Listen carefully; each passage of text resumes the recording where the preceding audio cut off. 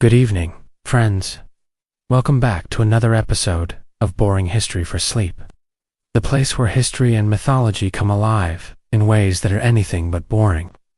Before we dive into tonight's story, I'd love to invite you to hit that like button,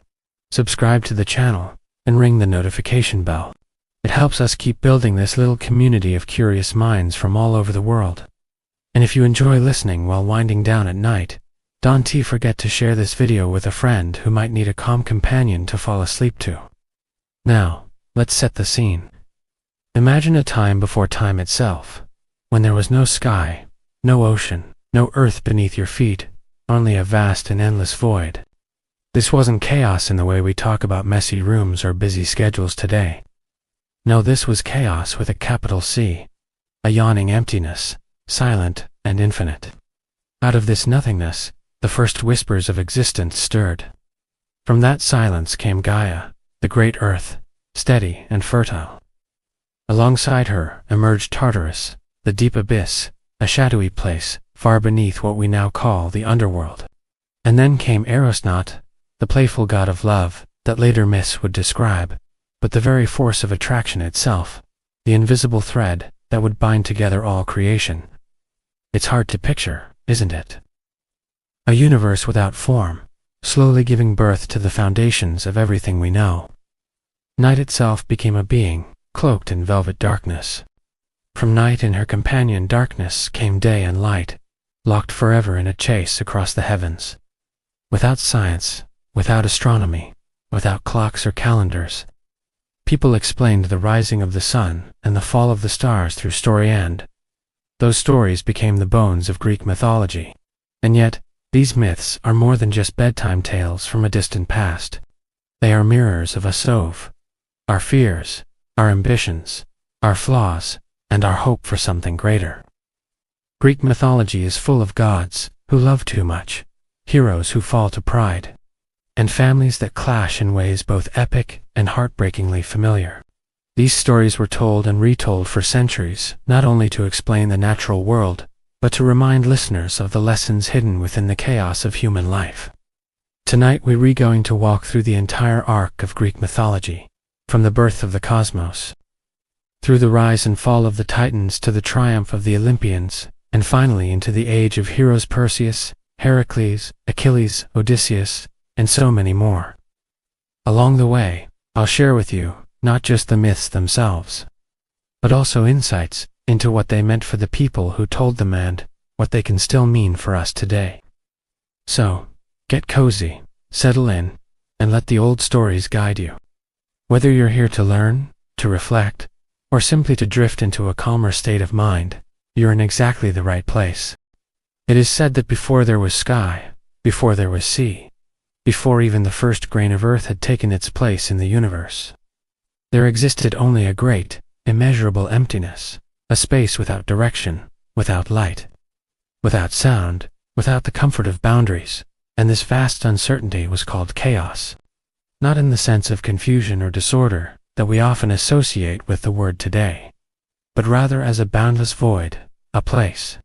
where nothing had yet chosen to exist, and where every possibility waited in silence, suspended between being and not being. Out of this strange and endless expanse, where time itself had no meaning, and where even the idea of beginning or end had not yet been born, there stirred the first breath of creation, delicate and unseen, and from that breath arose Gaia, the earth, a presence that was both nurturing and unyielding, destined to become the foundation upon which mountains, valleys, forests, and rivers would one day rest. Alongside Gaia came the deep shadow of Tartarus, a chasm so vast and so far beneath what would eventually be the surface of the world that even the gods themselves would later whisper of it with caution, a place not of punishment in those early moments, but of unimaginable depth, the very opposite of the heavens that had not yet been stretched above. And then there was Eros, not yet the mischievous figure of playful romance from later stories, but rather the very principle of desire itself, the invisible force that would draw elements together. The spark that urged separation to become union, that gave motion to stillness, and that allowed the first fragments of the universe to reach for one another. As this new reality unfolded, the velvet darkness of Nyx, the night rose out of chaos, carrying with her a mysterious beauty that wrapped the world in quiet. Shadows, while Erebus, the darkness of the unseen, drifted beside her, and from their union came Ether, the bright upper air, and Himra, the day, who together began to weave the rhythm of time, as mortals would later understand it, a rhythm of light and dark, of waking and resting, of beginnings and endings. With every new presence, the universe grew less silent, less empty, and what had once been pure void slowly became a living, breathing tapestry of forces that would shape everything to come. Out of that endless void, where silence stretched without limit, and where not even the whisper of a breeze disturbed the stillness, there emerged the first of the elemental forces, beings so ancient and profound that they were less like individuals and more like living principles of existence itself. And the first among them was Gaia, the earth, who unfolded slowly, as if awakening from a dream, spreading wide her body to become the steady ground and fertile soil upon which all future life would one day find a home. And she was vast, eternal, and enduring, the mother from whom mountains would rise, rivers would carve their paths, and forests would stretch their roots, a presence of both gentle nurture and unshakable strength. Yet Gaia did not rise alone, for in that same breath of creation there also came Tartarus, a force as deep and unfathomable as Gaia was broad and steadfast. And while she extended outward to hold the world together, he opened downward into a chasm of unimaginable depth, a realm so far beneath that it seemed to stretch into infinity, dark and echoing, a counterpart to the heavens that had not yet been drawn above. And though mortals of later ages would speak of Tartarus with fear, imagining it as a place of despair, in these earliest moments it was simply the vast opposite of creation's surface, a space that balanced Gaia's solidity with its own endless descent. But perhaps the most mysterious of these first presences was Eros, not the playful figure of Eros and longing that poets of later centuries would celebrate, but the raw essence of attraction itself, the invisible bond that urged what was apart to come together, the spark that set motion into stillness and harmony into separation. And without this primal Eros,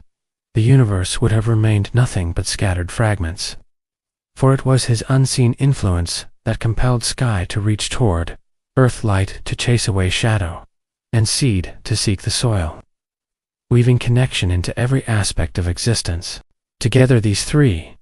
Gaia, the earth, Tartarus, the abyss, and Eros, the force of desire, formed the first great pillars of reality, each embodying a truth of the cosmos that would endure forever. And though no mortals yet existed to give them names or to tell their stories,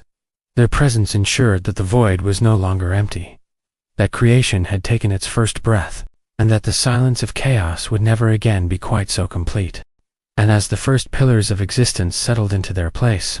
as Gaia stretched her body wide to cradle the promise of life, and Tartarus sank into unfathomable depths, as Eros wove his unseen thread between all that was and all that would be, there arose from the fading silence to figures of equal mystery and majesty, born not of earth or stone or sky but of shadow itself. For from the lingering breath of chaos came Nyx the night, and beside her emerged Erebus, the darkness, and together they carried with them the solemn beauty of things unseen, cloaking the young cosmos in veils of mystery. Nyx, with her cloak woven of endless midnight, was not merely the absence of light, but a living embodiment of quietude and reflection. Her presence soft, yet immeasurable, stretching across the heavens to remind even the brightest stars that their brilliance is made more vivid by the canvas upon which they shine. She drifted gracefully through the newborn world, bringing with her a stillness that spoke of secrets yet untold, a reminder that within every beginning there must also be pause, and within every creation there must also be shadow. Erebus, her companion, was no less profound, for he was the darkness not of terror, but of hidden depths, the quiet spaces where form dissolves and boundaries fade, and in him lay the unseen potential of all things yet to come, the mystery that precedes revelation, the silence that waits before the first sound is spoken. Together, Nyx and Erebus moved in harmony, balancing the vitality of Gaia and the pull of Tartarus, tempering the passionate force of Eros with the cool restraint of shadow. And in their union they revealed that the cosmos was not only a place of growth and expansion, but also of concealment, of rest, of mystery, and that to truly exist is to be shaped not only by what is seen, but also by what remains hidden. From them would come the first whispers of cycles, the understanding that the world must breathe in both light and darkness, that just as the day awakens the world to action, the night must cradle it again in stillness, ensuring that creation itself has rhythm, balance, and harmony. From the union of those ancient shadows, from the graceful stillness of Nyx and the deep obscurity of Erebus, there emerged new presences, radiant and luminous, in contrast to the darkness that had shaped them. For it was often the way of the cosmos that even within shadow lay the seed of light, and so Ether, the bright and shining upper air, came forth to crown the heavens, filling the vast space above the earth with clarity and brilliance, while Hemra, the day, followed close behind, her steps carrying with them the gentle warmth and illumination that would forever chase away the lingering touch of night. Ether was more than the air mortals would one day breathe. He was the very breath of the divine, the purest layer of atmosphere that only the immortals could touch.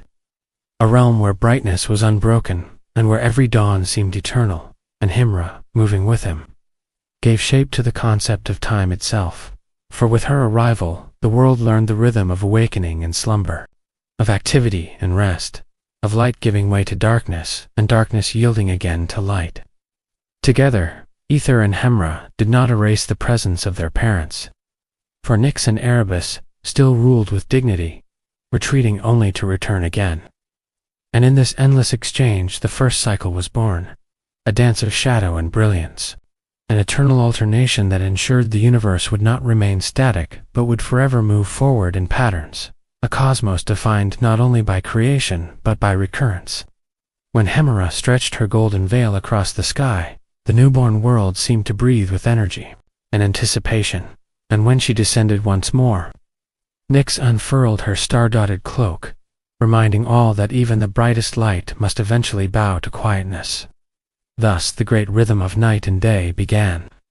an eternal cadence that would guide the lives of gods and mortals alike, teaching them that existence is not a single note sustained endlessly, but a melody woven from contrast, a harmony of dark and light, silence and sound, action and repose. As the rhythm of night and day began its endless dance across the young cosmos, Gaia, the ever-enduring earth, felt within herself the stirring of yet another creation,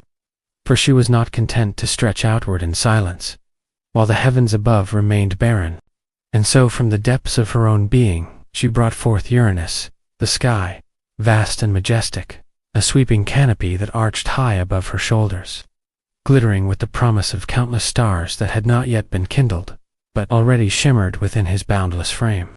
Uranus was both her child and her equal, born of her body, yet rising immediately to embrace her, pressing down gently as a companion, sheltering her with his endless expanse, and in their union earth and sky became the first great couple of the universe, entwined in a bond that was both parental and eternal, creative and unbreakable, a union from which countless new forms of life would soon be shaped. Gaia's fertile body offered foundation and stability, while Uranus stretched endlessly above, a partner whose vastness gave her form a sense of completion. And though he was her son, he became also her consort, for the gods of those earliest days were not bound by mortal notions of family or propriety, but instead by the sheer necessity of creation itself, where every joining carried the promise of new existence. Their embrace was not gentle stillness, but a force of unstoppable generation, for together they were destined to bring forth a lineage that would shape the destiny of gods and mortals alike. Children who would inherit the majesty of their parents,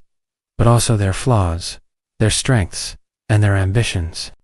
In this sacred bond of earth and sky, the stage was set for the rise of beings who would test the boundaries of power, who would challenge authority, and who would forever alter the balance of the cosmos.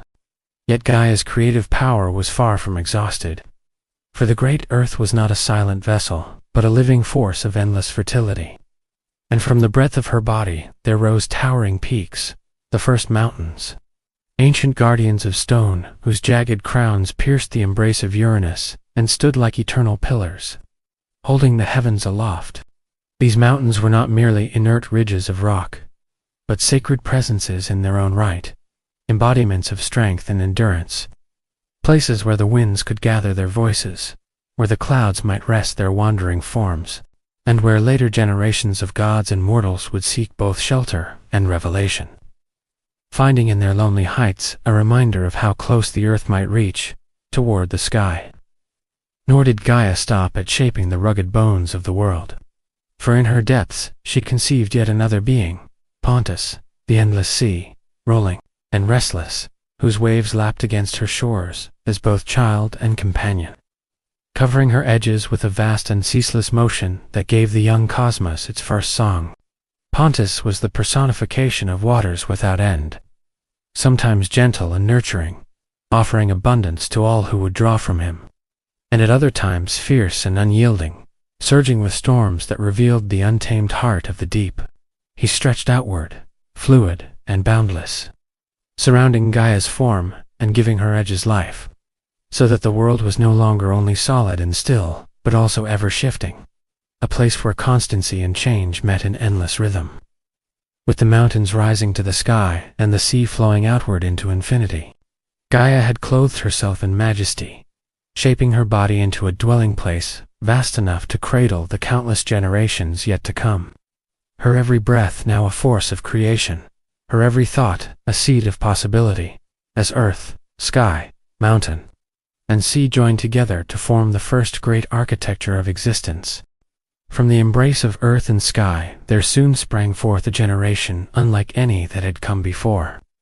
For in the union of Gaia, as boundless fertility, and Uranus, as eternal expanse, was born a lineage of beings so vast in stature and so profound in essence that they came to be known as the Titans, the first true powers of the cosmos, children who carried within them the strength of stone, the depth of the sea,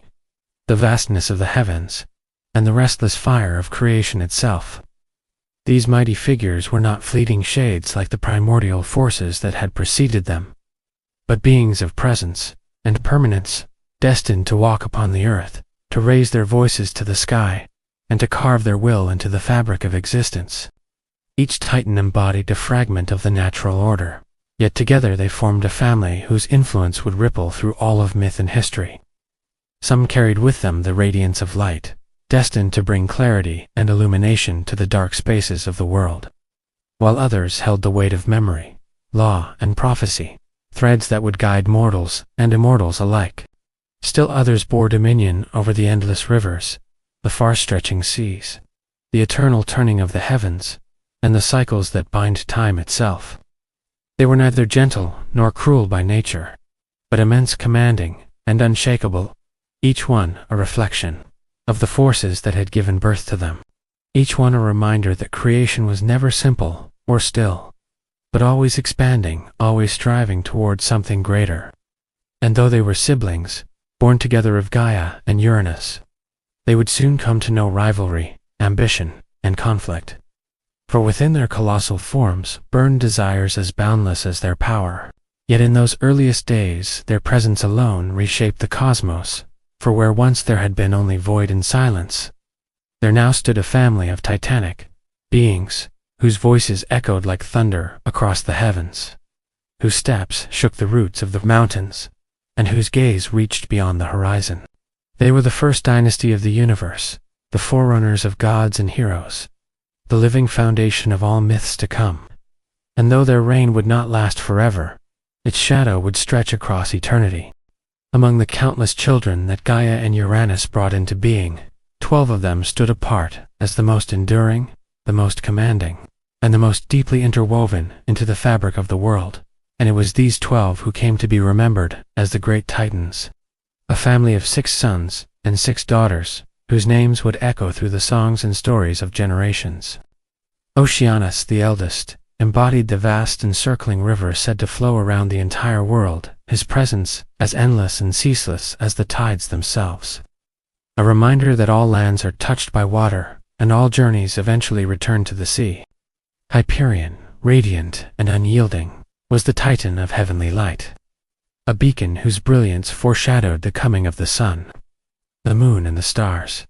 a force who illuminated the heavens so that even the shadows of Nyx could not reign unchallenged. Zeus, bearer of inquisitive might, carried within him the force of questioning and intellect, a figure whose very essence leaned toward the search for meaning and the secrets that lie behind the veil of the visible world. Creius, often the most enigmatic of his brethren, was bound to the constellations and the shifting points of the heavens, his strength lying in the fixed order and turning patterns that mortals would one day chart across their skies. Epimetheus, whose name means hindsight, stood as a figure of reflection, one who understood consequences only after they had unfolded, a nature that would mark him forever in the tales yet to be told. And among these sons stood Cronus, the youngest, yet also the most ambitious, who bore within him not only the strength of his mighty siblings, but also the restless desire to rise above them, a desire that would one day drive him to alter the destiny of both Titans and gods. The daughters of Uranus and Gaia were no less magnificent,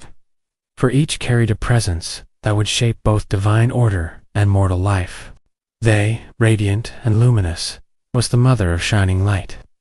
from whom would spring the brilliance of the sun, the glow of the moon, and the glitter of precious metals that gleamed beneath the earth.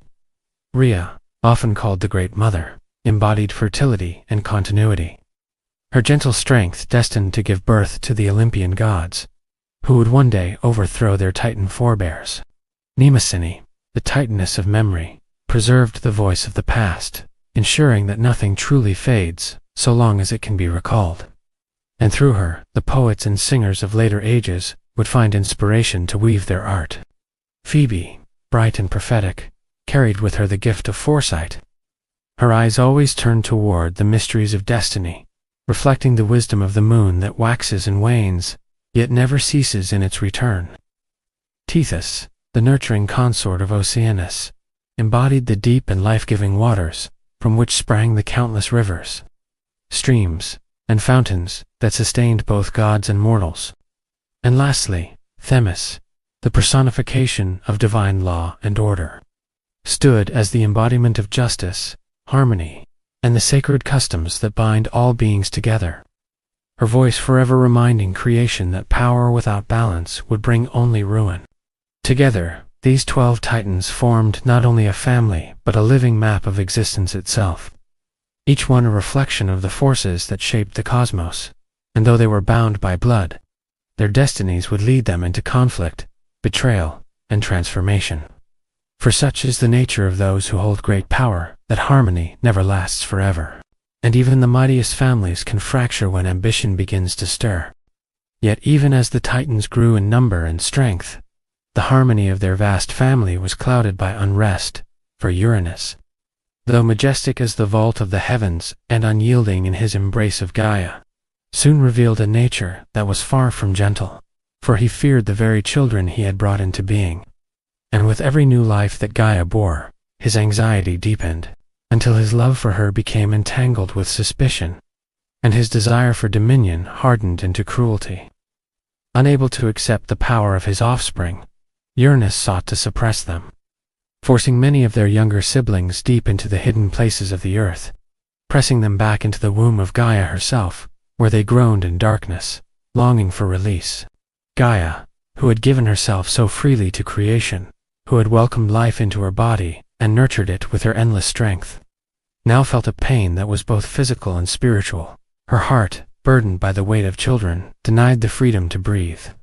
And it was in this anguish that she conceived her plan of defiance. From the depths of her sorrow and anger, Gaia shaped a great sickle of unyielding stone, a weapon sharp and merciless, forged not for war alone, but for the severing of tyranny. And she turned to her Titan children, pleading with them to rise against their father and restore balance to the world. Yet the task was no simple one, for Uranus was vast as the heavens themselves. His body stretched across all that existed, and the thought of defying him filled many with dread.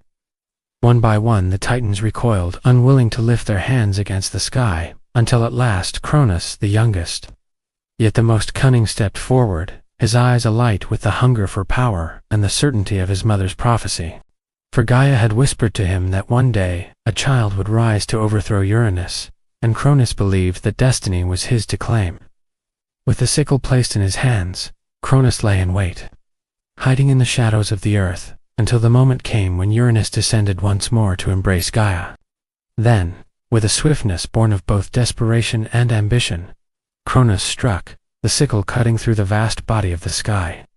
severing him from the earth, and with that act the dominion of Uranus was broken, his cries echoing across the cosmos as he fell back, wounded and dethroned, leaving the rule of creation to his rebellious son.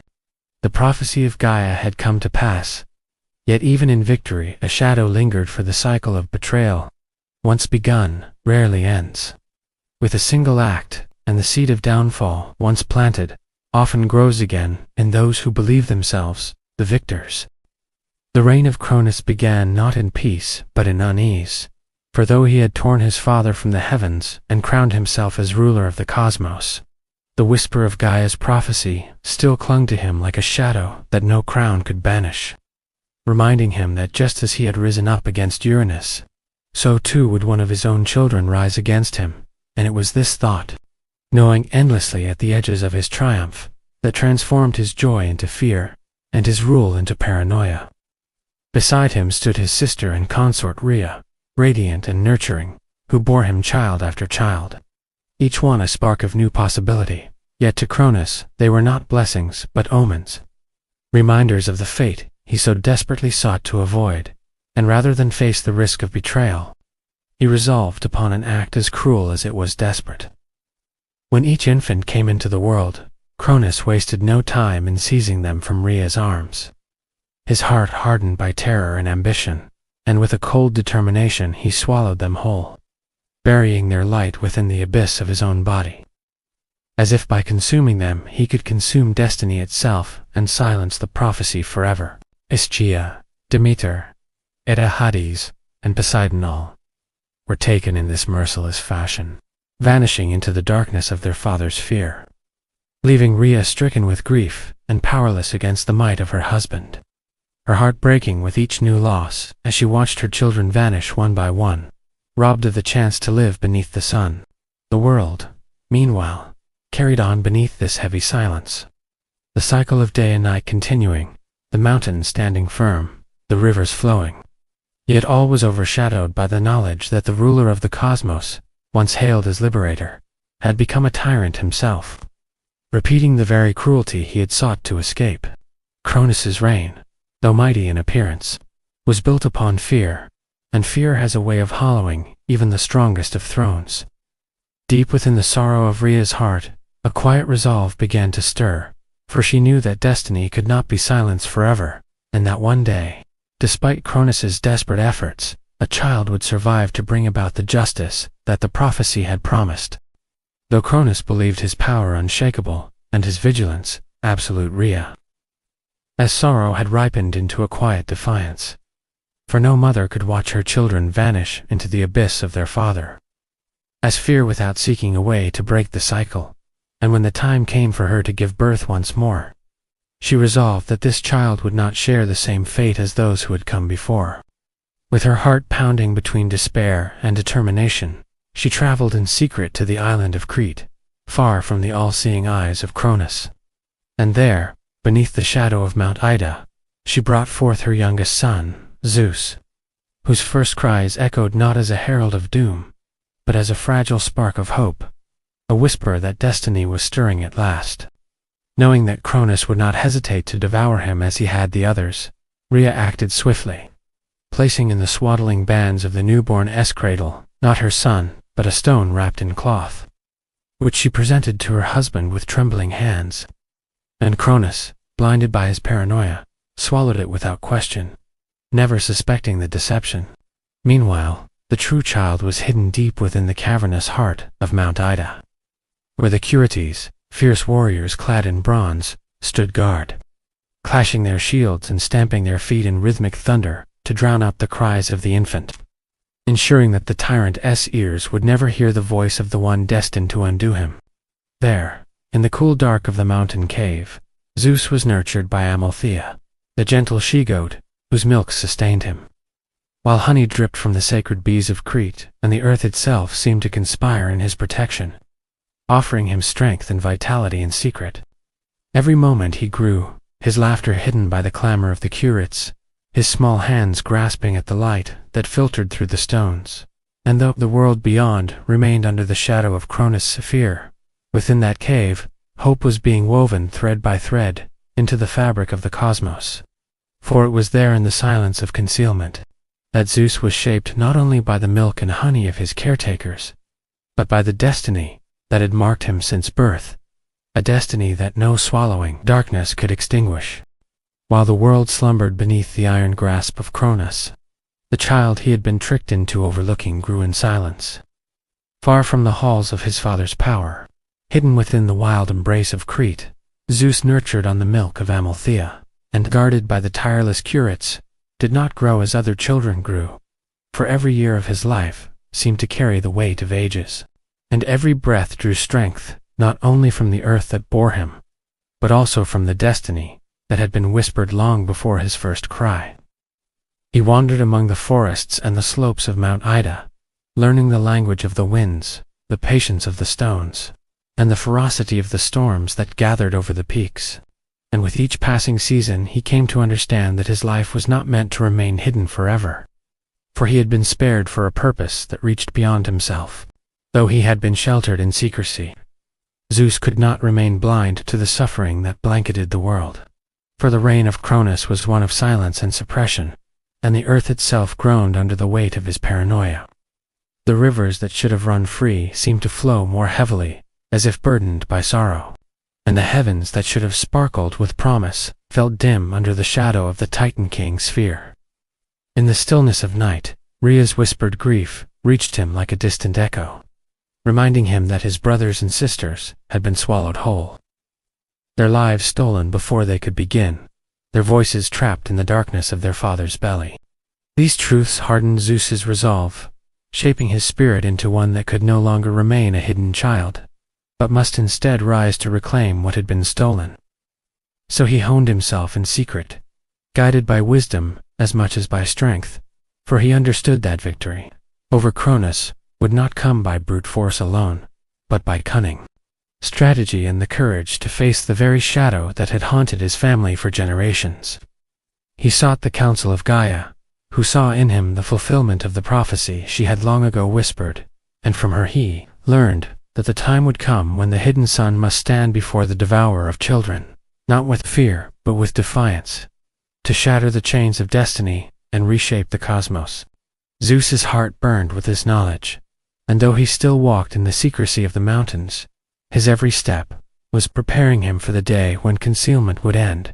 when the sheltered child of Crete would reveal himself as the challenger of Cronus and the herald of a new order. The day concealment gave way to revelation marked the beginning of a storm unlike anything the cosmos had yet endured. For once, Zeus had freed his brothers and sisters from the prison of Cronus. As fear, the balance of power in the universe could no longer remain as it had been, and what followed was not a quiet shift of rule, but a convulsion that shook the very bones of creation. The Titans, those ancient children of Uranus and Gaia, proud and unyielding, rallied to the side of Cronus, unwilling to surrender their dominion, while the younger gods, the Olympians, fresh with the fire of liberation and destiny, gathered under the banner of Zeus, who now revealed himself not merely as the hidden son of Rhea, but as the rightful challenger of tyranny. Thus began the Titanomachy, a war so vast and unrelenting that its echoes would resound across every corner of the earth, sea, and sky. For 10 years, the heavens split with thunder as divine weapons clashed, the earth trembled beneath the weight of colossal struggle, and rivers boiled while mountains cracked apart under the fury unleashed. The very air grew heavy with smoke and fire, as bolts of lightning rained down from Zeus' hand, scorching the battlefield, while the Titans hurled boulders, as though they were pebbles, their rage carving valleys and shattering peaks. Each side fought with a ferocity born not only of power, but of principle, for the Titans sought to preserve the old order of dominance and fear, while the Olympians fought for a new dawn, where the chains of Cronus's reign would be broken once and for all. The destruction was not confined to battlefield or boundary, for every living thing felt the ripples of the struggle, the seas rising in violent waves as Pontus stirred, the winds screaming through the forests as though mourning the devastation, and even the stars themselves seemed too dim, uncertain whether they would shine upon a world ruled by the Titan's iron grip, or one shaped by the bold defiance of Zeus and his kin. Yet amid this chaos, destiny moved with quiet certainty, for the battle was not simply one of might, but one of fate, and the prophecy that had long haunted Cronus whispered still in the background, guiding the hand of Zeus as he pressed onward, unyielding in his resolve to claim the throne that had been denied him at birth. At last, after years of unrelenting strife, when the skies had been blackened by storms, and the earth split asunder beneath the weight of divine fury, the thunder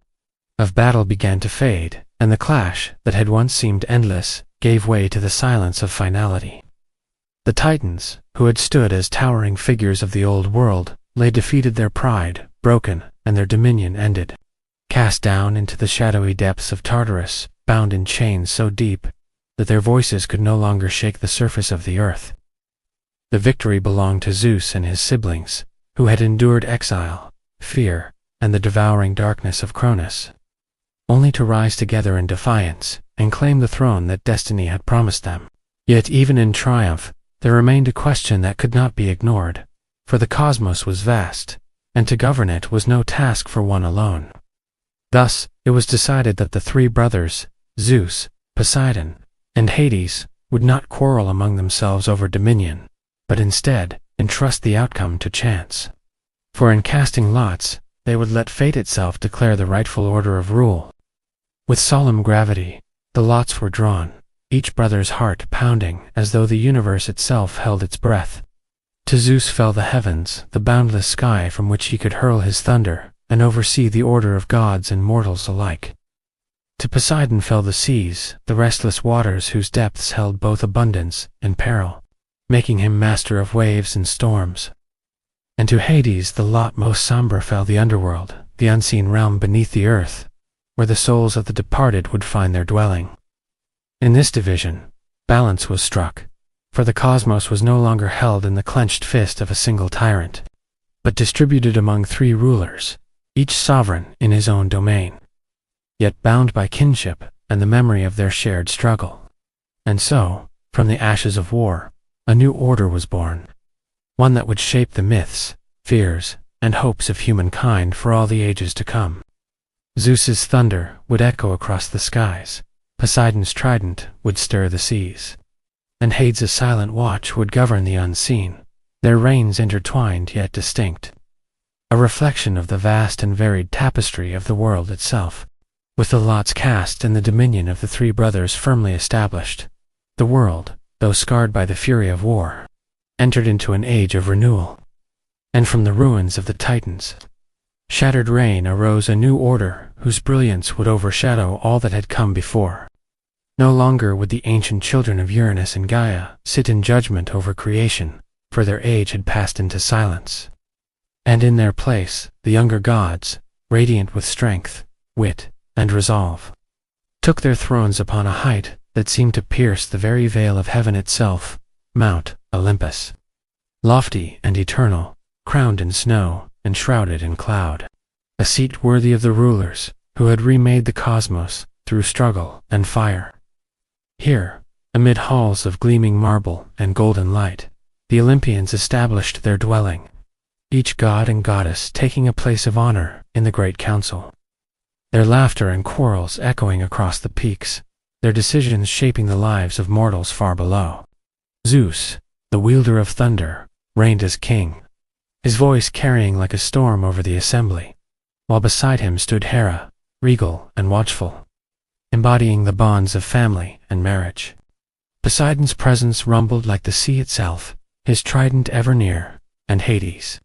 though his place was in the depths below, remained a power no one could deny, silent yet indispensable to the balance of all things. Around them gathered their siblings and children, each bearing dominion over a force of nature or a pillar of human life. Athena, with her wisdom, Apollo with his light, Artemis with her hunt, and countless others, whose stories would shape the imagination of mortals for generations without end. From their thrones atop Olympus, the gods looked down upon the world, not as distant overseers, but as eternal participants in their passions, rivalries and affections, spilling over into the lives of men and women, weaving divine drama into the fabric of human history.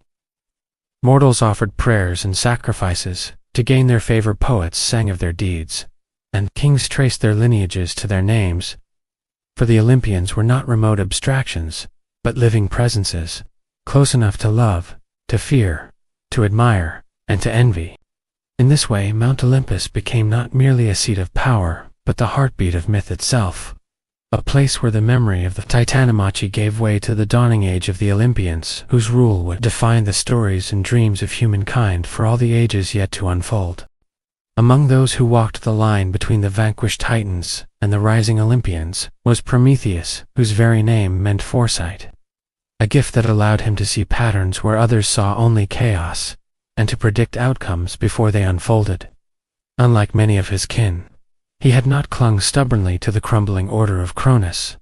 but instead recognized that the tide of destiny had turned, and so he cast his lot with Zeus and the younger gods, lending his wisdom and counsel in the forging of their victory.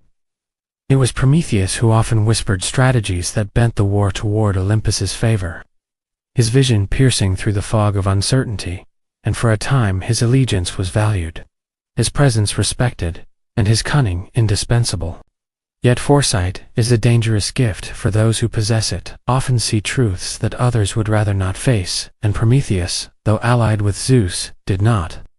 hesitate to act according to what he believed was just, even when it placed him in opposition to the will of the new king of gods.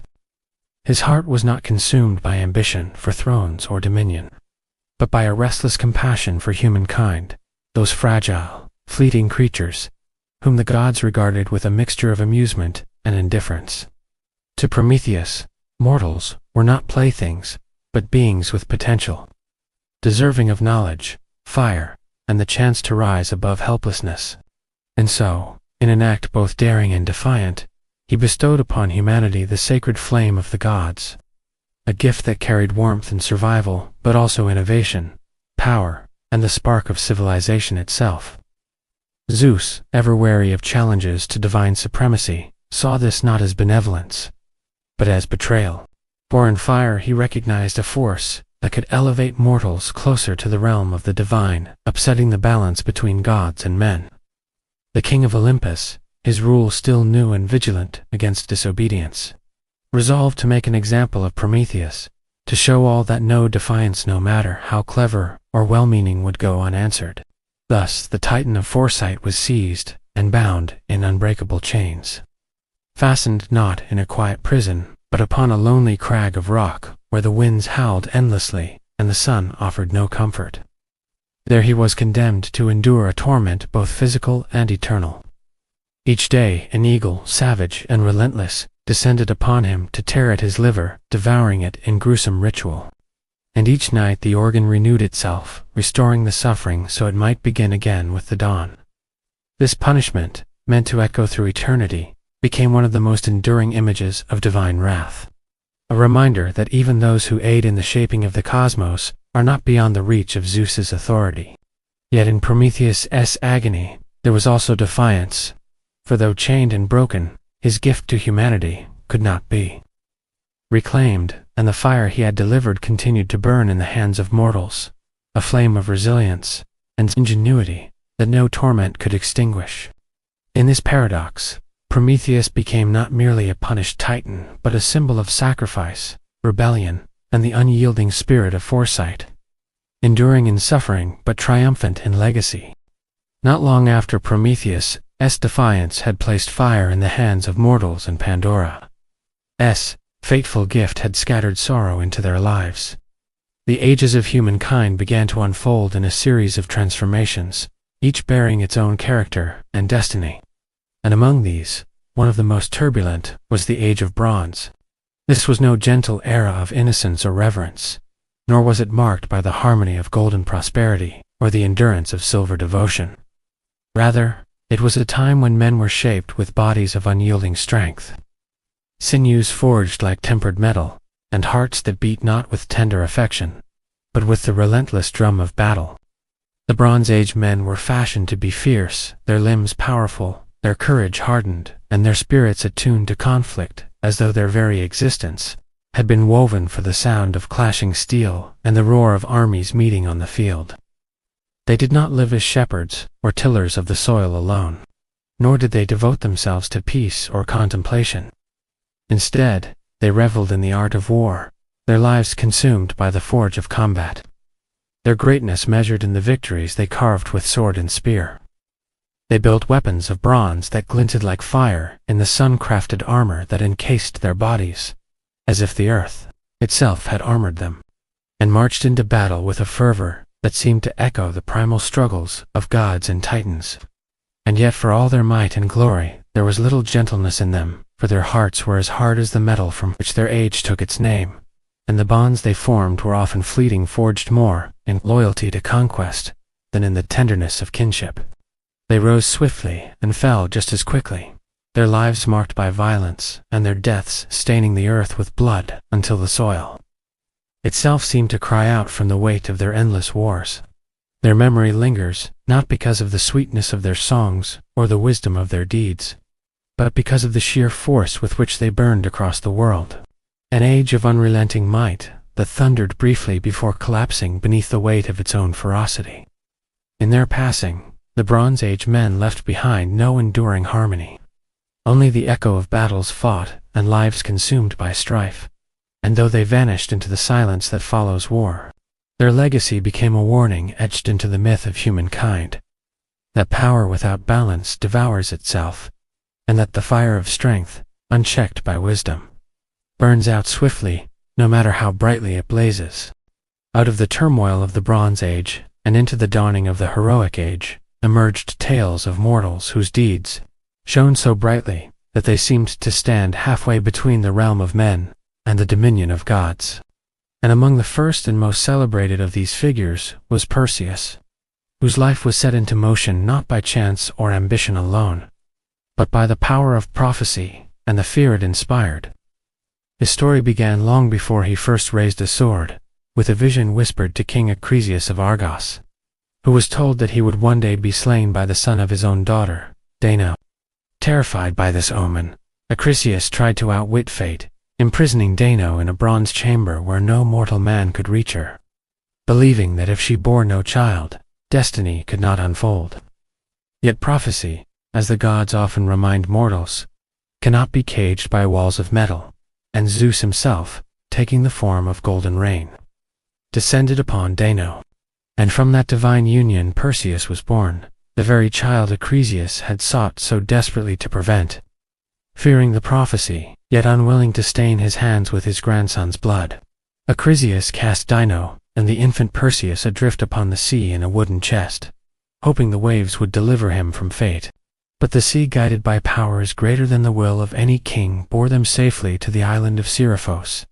where they were taken in, and Perseus grew in strength and courage, unaware that the shadow of destiny followed him still.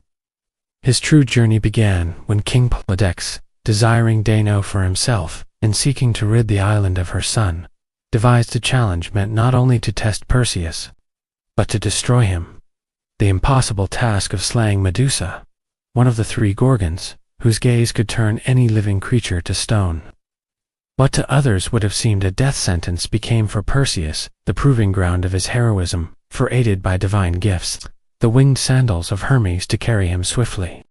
the reflective shield of Athena to guide his hand, and Hades' helm of darkness to cloak his approach, he set forth upon a journey that would carry him to the edge of the known world.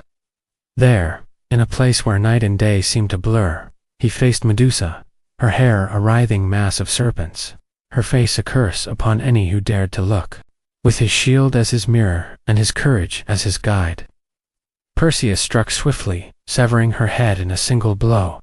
and from that act, he not only survived the trial laid before him, but rose into legend, carrying with him a prize both deadly and divine, for the blood of Medusa gave birth to Pegasus, the winged horse, a creature destined for its own place in myth. Through this feat, Perseus transformed from an abandoned child marked by fear into a hero whose name spread across the lands. His triumph echoing as proof that even when prophecy sets the stage with shadows of doom, courage, wit, and divine favor can turn fear into everlasting fame. Yet even as Perseus' fame spread far and wide, the threads of destiny continued to weave new tales of heroes whose lives bore the mark of both divine favor and divine cruelty, and among them none would embody the burden of glory and suffering more fully than Heracles, whose very existence was the product of a god's cunning and a goddess's unyielding wrath.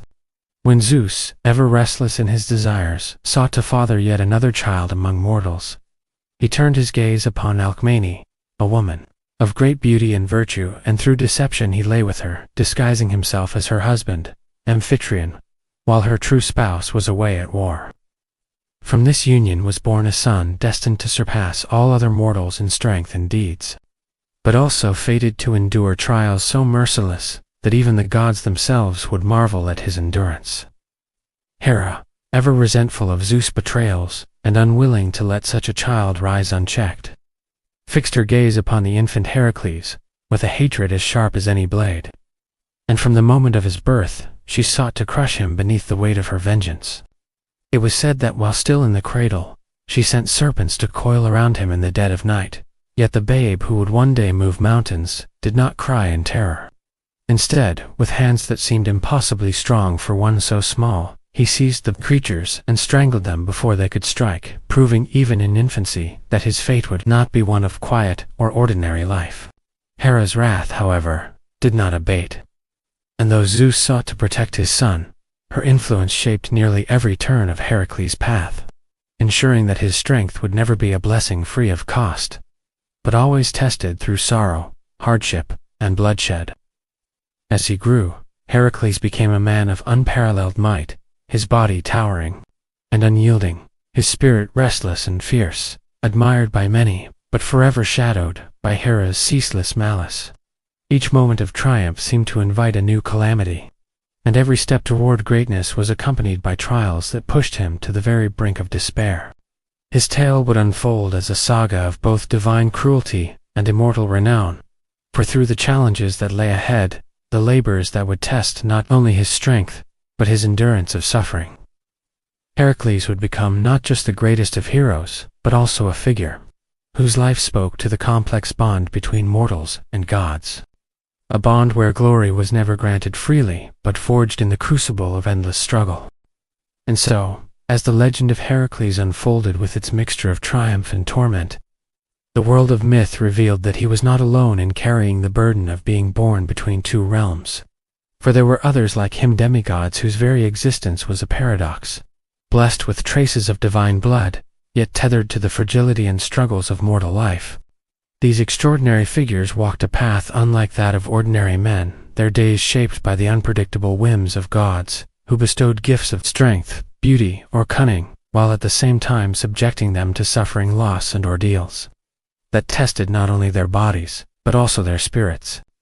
To be a demigod was to live in constant tension between two worlds, revered by mortals for feats that seemed beyond human ability,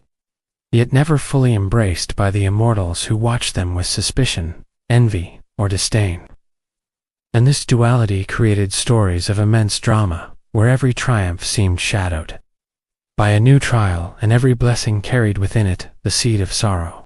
In this way, the lives of demigods became living epics, their struggles serving as mirrors for the human condition itself. For though they possessed divine strength or wisdom, they were never spared from fear, doubt, or pain, and it was often in their failures and sacrifices, just as much as in their victories, that their greatness was revealed. Heroes like Perseus, Heracles, Theseus, and many others became symbols of resilience, embodying the idea that true glory was not found in being untouchable or free of hardship, but rather in enduring suffering, confronting impossible odds, and pressing forward, even when the weight of destiny seemed too heavy to bear. They stood as reminders that to be part mortal was not a weakness, but a source of depth, for it grounded them in humanity, and through their struggles they showed mortals that, even in the face of overwhelming divine forces, courage and determination could carve out a legacy that echoed across the ages. Yet even as the demigods carved their names into legend with acts of courage and defiance, ordinary mortals, too, found themselves constantly reminded that the divine was never far from their lives. For in every choice of consequence, whether it was the launching of a voyage across unknown seas, the decision to wage war, or even the solemn matter of arranging a marriage, people turned to signs and voices that claimed to echo the will of the gods. Oracles spoke in riddles, their words wrapped in layers of mystery that required wisdom to interpret. And those who sought their counsel often discovered that the true meaning of a prophecy was only revealed after events had already unfolded, teaching mortals the humbling truth that foresight was a gift rarely granted in clarity. Omens, too, appeared in the flight of birds, the patterns of flames, or the strange behavior of animals. And no matter how trivial these signs might seem to the modern eye,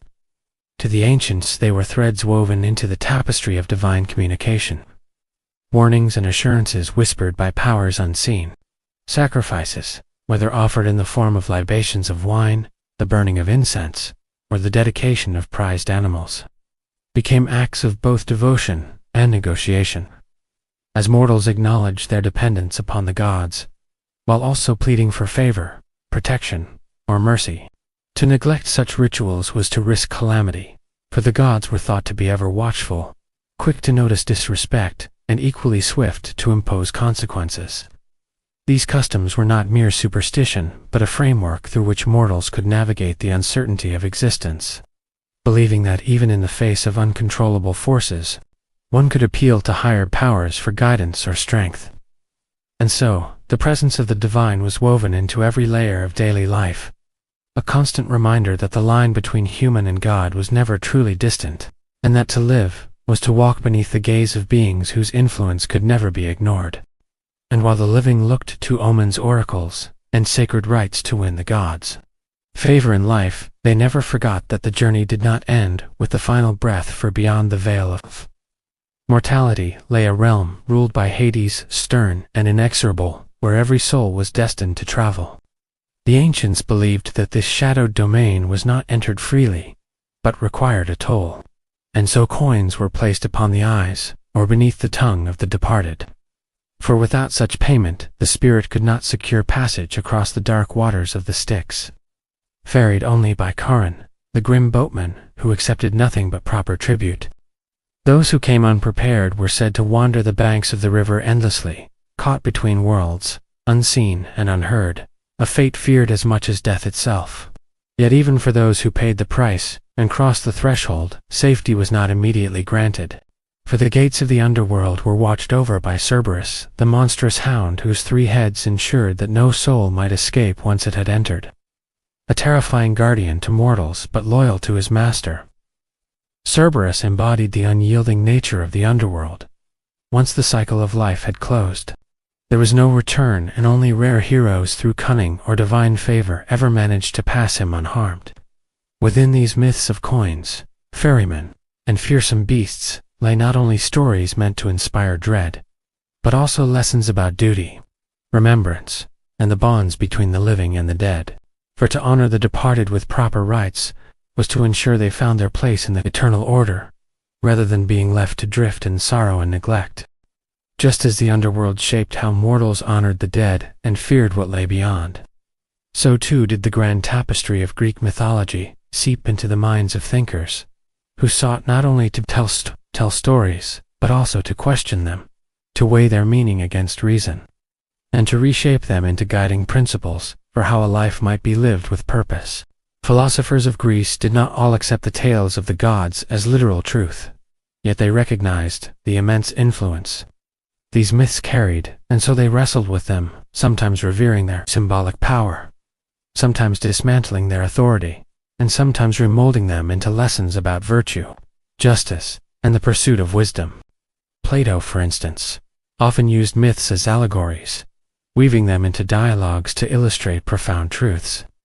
Yet he doubted that the gods of tradition, with their jealousies and quarrels, could be taken at face value.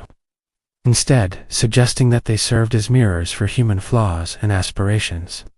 shadows pointing toward greater truths about the soul and the eternal. Epicurus, by contrast, went further in his dismissal, arguing that the gods, if they existed at all, remained far removed from the affairs of mortals, and that human suffering and joy stemmed not from divine punishment or reward, but from natural causes, and the pursuit of peace of mind. To him, fear of divine wrath or eternal torment was a chain that bound people to misery, and philosophy was the means to break free from it. The Stoics, on the other hand, embraced a vision in which divinity was woven into the very fabric of the cosmos,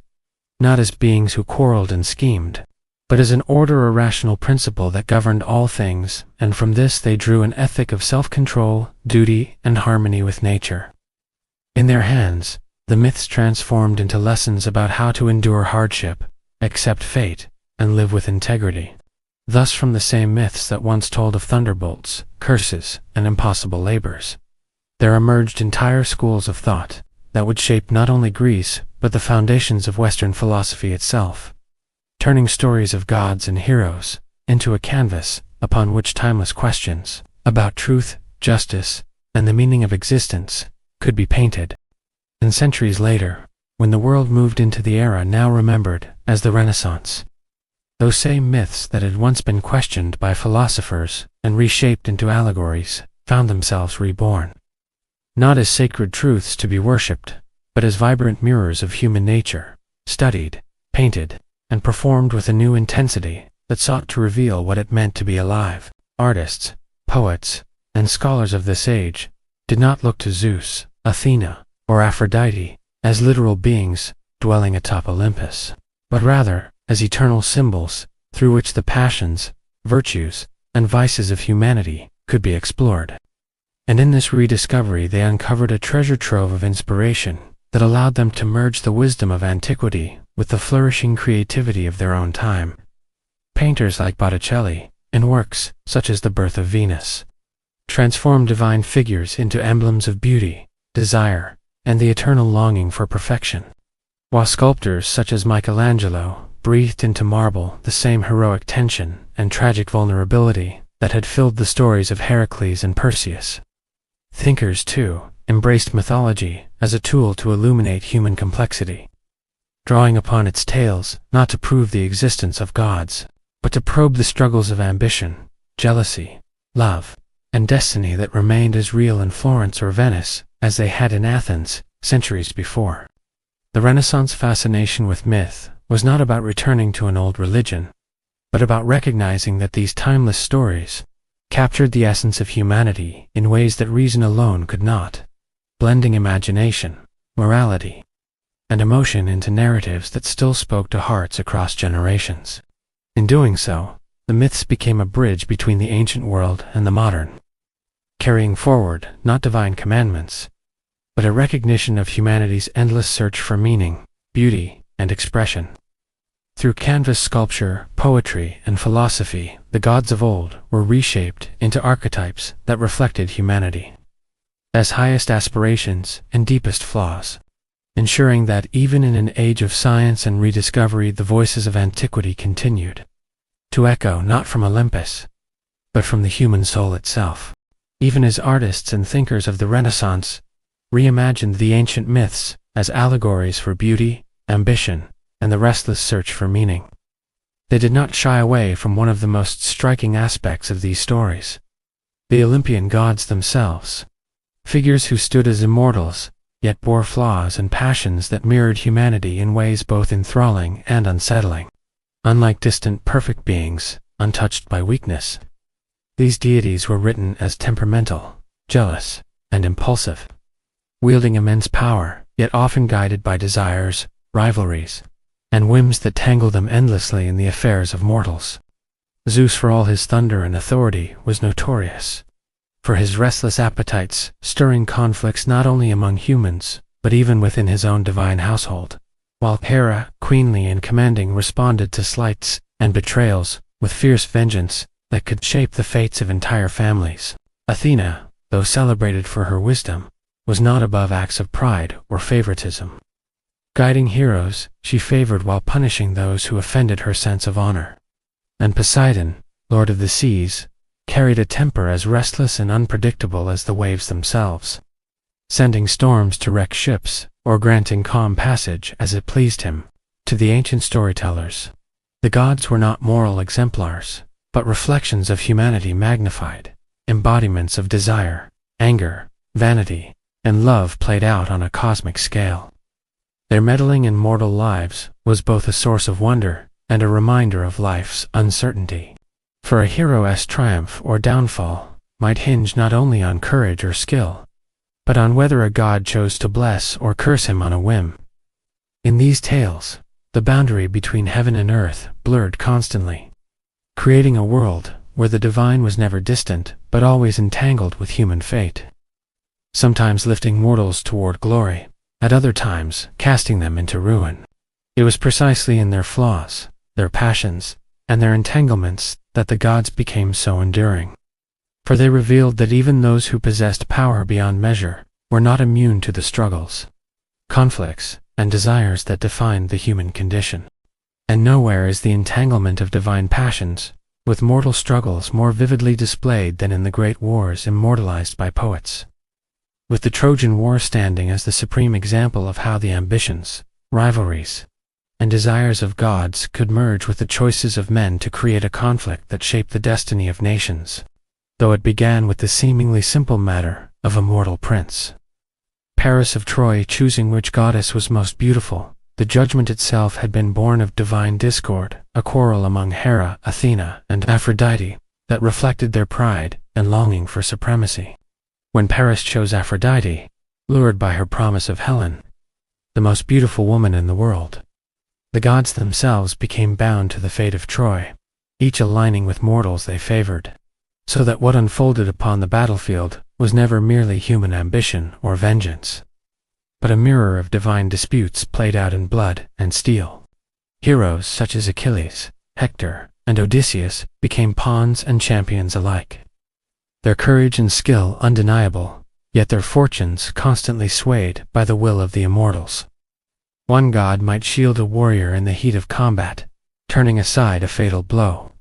while another would abandon or betray a hero when their favor shifted. And thus the war became less a contest of armies than a stage upon which human valor and divine interference intertwined in a drama both epic and tragic. The suffering of Troy and the grief of Greece were not the work of men alone, but the consequence of gods treating mortal lives as extensions of their rivalries, with cities burning and families torn apart in the wake of jealousies that began on Olympus. Yet within this chaos emerged stories that resonated for centuries: the rage of Achilles, the loyalty of Hector, the cunning of Odysseus, reminding us that even when entangled in the webs of divine will, the choices and virtues of mortals still defined the legacy of the war. In this way, the Trojan conflict became not merely a tale of conquest and ruin, but a meditation on how the fates of gods and men are forever intertwined, shaping history in ways both glorious and devastating. Just as the Trojan War revealed how the ambitions of gods and men could fuse into a single tide of destiny, so too did the lives of Greece's greatest heroes demonstrate that glory and tragedy were never separate but forever entwined, each victory carrying within it the shadow of loss, and each triumph balanced by the weight of suffering. Figures like Jason, Theseus, and Achilles were celebrated not only for the marvels they achieved, but also for the pain and downfall that accompanied their journeys, shaping stories that echoed with both admiration and sorrow. Jason, who gathered the Argonauts and braved seas, haunted by monsters and divine tests, to seize the Golden Fleece, stood as a symbol of courage and ambition. Yet his triumph unraveled in betrayal, for his bond with Medea, forged in passion and necessity, collapsed into vengeance that left his name marked by despair rather than glory. Theseus, famed as the slayer of the Minotaur and hailed as a unifier of Athens, embodied the spirit of a hero who stood between chaos and civilization, yet even his story is traced with grief, as his return from Crete was marred by tragedy when his forgotten signal led to the death of his father, and his later years saw his reputation dimmed by loss and misfortune. Achilles, perhaps the most renowned of them all, blazed like a star upon the battlefield, his strength unmatched, his rage both fearsome and awe-inspiring. But his very greatness sealed his doom, for the prophecy of his short yet glorious life was fulfilled with the fatal arrow that cut him down at Troy. In each of these figures one sees the essence of Greek heroism. To strive beyond the limits of ordinary men, to claim a measure of immortality through deeds so mighty they could never be forgotten. Yet also to suffer the inexorable weight of fate, the reminder that even the strongest or most cunning cannot escape the threads woven by destiny. These heroes became more than men. They became symbols of humanity. A ceaseless struggle to reach for greatness, while bearing the cost of being mortal. And in their tales, glory and tragedy stand forever side by side, inseparable and eternal. From the endless void of chaos to the rise of Gaia and Uranus, from the birth of the Titans to the triumph of the Olympians, Greek mythology unfolds like a vast interconnected web, where every story feeds into the next, shaping a cosmos alive with drama, conflict, and wonder. It begins in silence and emptiness, with formless shadows giving way to elemental powers, then blossoms into a living universe where sky, sea, and earth take shape, and where the first mighty beings emerge to define the laws of existence. Yet within these tales of creation there is never a promise of stability, for power itself carries the seeds of downfall, as seen in Uranus' betrayal by Cronus, and Cronus' downfall at the hands of his own son, Zeus. In this way, mythology reminds us that the cycles of power, rebellion, and renewal are eternal, echoing in human history as much as in divine legend. Zeus' rise to supremacy, aided by his siblings in the Titanomachy, marks the dawn of a new order, with Olympus standing as a beacon of divine authority above the mortal world. Yet even in this golden seat of power, there is no perfection, for the gods of Greece are not distant, flawless beings, but figures whose ambitions, jealousies, and desires spill constantly into the affairs of humankind. Prometheus, whose foresight aided Zeus, pays the terrible price of defiance, chained for eternity, a symbol of both divine punishment and the courage to challenge power. Mortals themselves enter the mythic stage with the Bronze Age, their strength and ferocity molded not for peace, but for endless strife, as if to reflect the very nature of the gods they sought to appease. From this turbulent world arise heroes like Perseus, who defies prophecy to slay Medusa and claim his place in legend, and Heracles, whose life becomes a storm of triumph and suffering, shaped by the conflicting wills of Zeus and Hera. These demigods embody the heart of mythology,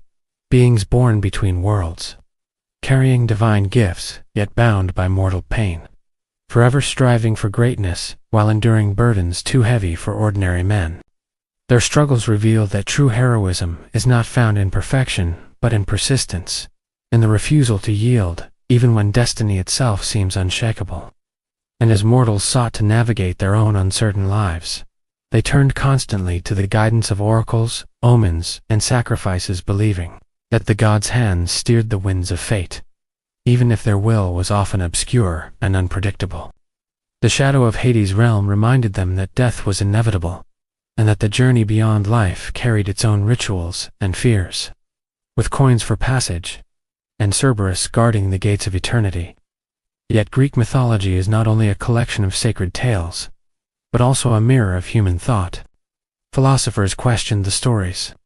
with Plato finding symbolic meaning in their riddles, Epicurus dismissing divine interference altogether, and the Stoics transforming myth into a framework for ethics and virtue. Later, during the Renaissance, artists and thinkers revived these tales,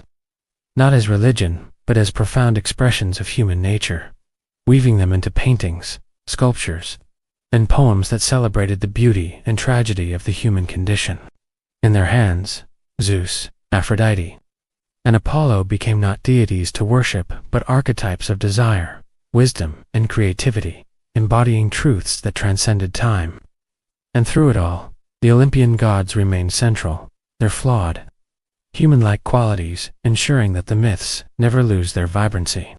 They are not cold, unreachable beings, but figures whose jealousy, pride, and passion constantly intertwine with mortal affairs,